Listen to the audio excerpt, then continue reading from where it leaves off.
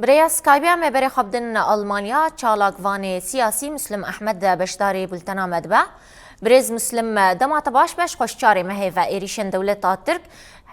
لسر باکرو روشلات سوریه بردوام حیا بریا چند کلیان جیل گندکی دیرکی خست هروها لدگندین شیراوا ین عفرینا داگر کری خستنو به دقاسطا یکم دجیر خانه یا حرمی بناسازیه و سازیین خزمت دکا آرمانج گلو دنارینا وده چما دولتا ترکا داگر کر بناسازیه حرمی دکا هدف تایبت دیجوت مهیده سالوگر داگر کرنا سریکانی عفرین هروها سالوگر کمپلویانه هجوت مهی و پیمانانه هجوت مهی یاد نافبرا بغدا و پدکه یالدشی شنگالی ده. إيوان باش مرحبا جوالا عبد أحمد أبيان الفقروانين ين روج آبای کردستان و باکر جلات سوریه براستی آرمانجا دولت ترکیه داگر کرد ابونا گلانه قرقرنا گلانه يعني دولت ترک حرتم که پرسا کردی که در که به او دموکراتی دروجهلات ناوین دا جوان که دولت کی داگر کرد ابونا خسر پشتا خونا گلان آباد کشبو بیا وجی جیرا دبی دجمن دروجا که خسریه دموکراتین هاتی زاین هاتی آبا کرن دوی دمه دا شریوید که جار نمدی داعش جار نمدی النصر جار نبقدا کت میدانه دوی دما داوی دا مدی لدیر زوری تبلهفیاک چیکر خواست کلوی در که هنکی نوقا خسریه دموکراتیک دا هنک وی بیشینه لی خسری خواباشی را آماده کرد برنگی که زانستی و سرکفتی برسبا ویدا بیکو زیان بگه گر و بیکو دکانه بند چتکیل سر وانا وکی دبیجن بگرن یعنی ماتمای ما نچار ما نکا و اب سرکفتنا خسریه دموکراتیک یا که براستی هیویا گل سوریه و چارسری لجام ویا کل سرکار و خبات وان لعرده کو دیار دکه جبوی هاوی دولت ترک جابه وی آخا سوری نه جابه وی گوهرتنا دموکراتیا سوری جابه وی که جار کدن عثمانیه بگرینه مثلا دکانو با اول چطه دبن کنترول ائتلاف دا به همین رنگ نوی کن تدا کرجی هنه عرب جی هنه او نشهره بکی خدمتکار و آلا بکی دست خدا شور دست خدا با بیجه شورش سوری و کار خود سمی اساسی هنک برجواندی خواهی بمشینه مثلا رژیمی که دیکتاتوره دستلات خود پاریزه خاصیت دموکراتیک حتم به هامبر لناو حمی گلین سوری وک هف دنره چه کرده به چه عرب دبه چه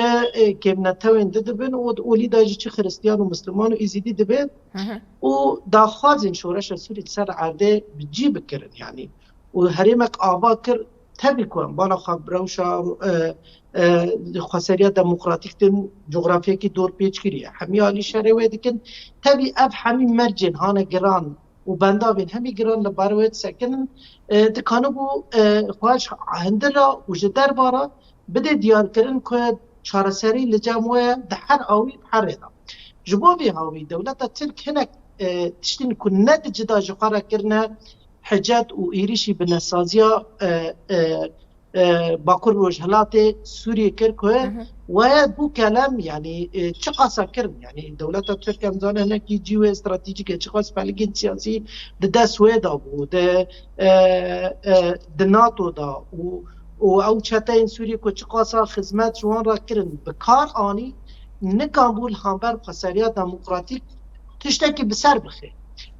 بالتالي يعني ارماجو اوويكو هبونا جله يعني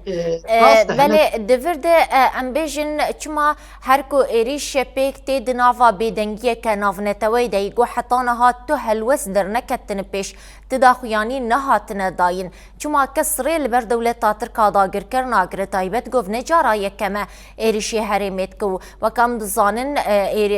هدف گرتنا بناسازی حریم سوجه کی شر و دولتا ترک اشکره هاکان فیدان راگهان گو امی بناسازی حریم بكن هدف راستي يعني مخابن جباكا ناف دولتي هنكي او برجواندين خوين هانا ريش بريجيم وكي اردوغان را و ابياد يعني ديارك چارەسەریya Sûriyeyên li dûr e xweseriya demokratîk ji hemî ast hazir kirine her hawî da amade ye ji bo vî hawî jî em dinêrin civaka navdewletî pişta xwe didê gelên Sûriyê ku tenê sûc û ew ê wan ku azadî dixwazin. Civaka navdewletî bi rastî helwesta wan yanî tiştekî herî şermel hamber vê merobahiya tê kir. Yanî em wek çalakvanekî yanî istebariya civaka navdewletî berî ya Tirk û îro ev binasaziyên ku gelekî tenê azadî dixwaze û demokratî dixwaze di hindir çarçava sînorê xwe da nedê derva da. Bêdengiya wê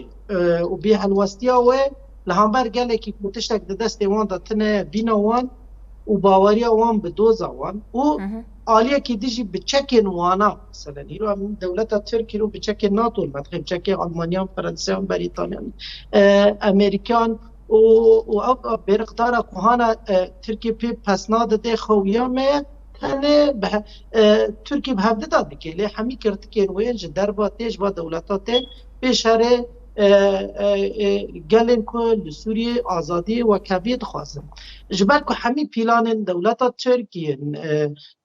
Îranê yên rejîma Esed şikest û hinek jî me got yanî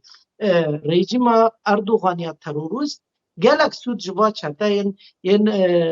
îtilafê yên hêza Sûriya Birêz Muslim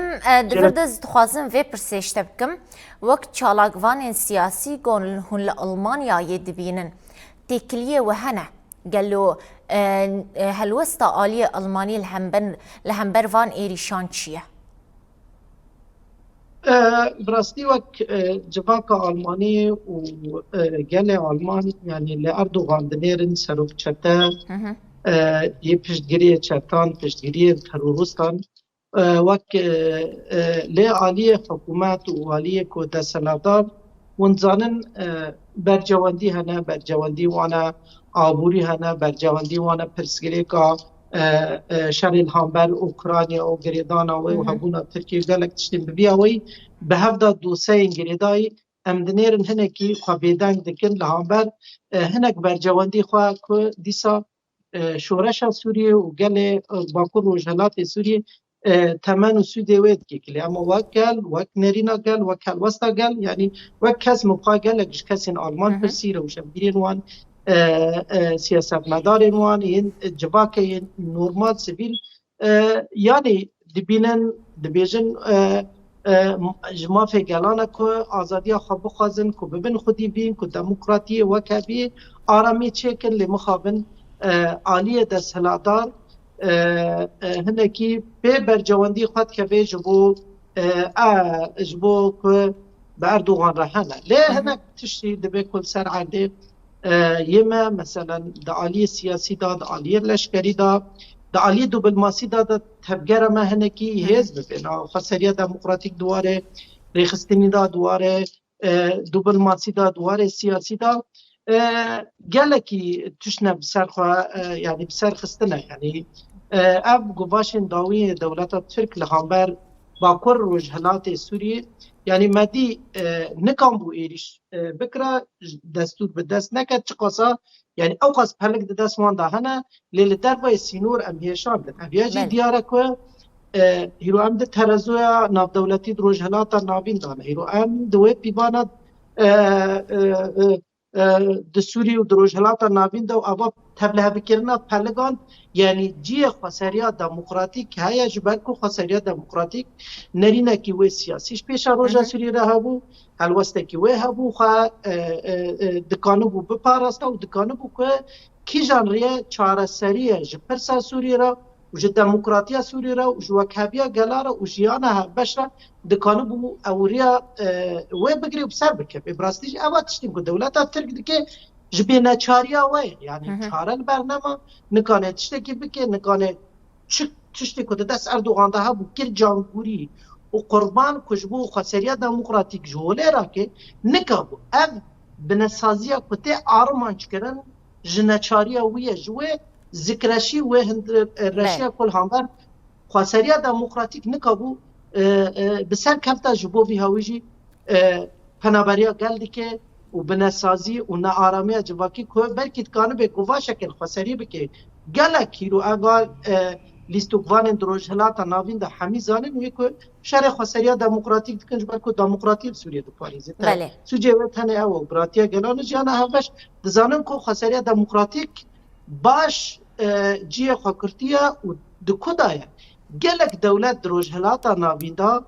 حوجداریا وان به خسریا دموکراتیک و تیکلیان ویرا هنا لهامبر اوا ایریشن دولتا ترکیه رژیم ایران داوی مدیل دیر زوره را دا کدکانه بن بحفره تشتکی چکن لهامبر اوا داگر کرانه وین فولمجا گلان براستی سر بخن تانه هنک دا آلی لشکری دا که هنک تشت پیش بکبن وکی چک و برداوی دا و پلیگی خسریا دموکراتیک هین زیده ببن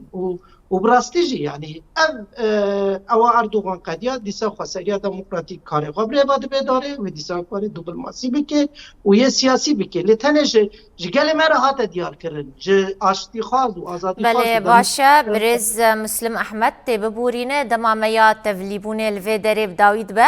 گلک سپاس چالاک وینه سیاسی مسلم احمد جا آلمانیای تو بشداری بولتنا مبو گلک سپاس جبو بشداری بوناته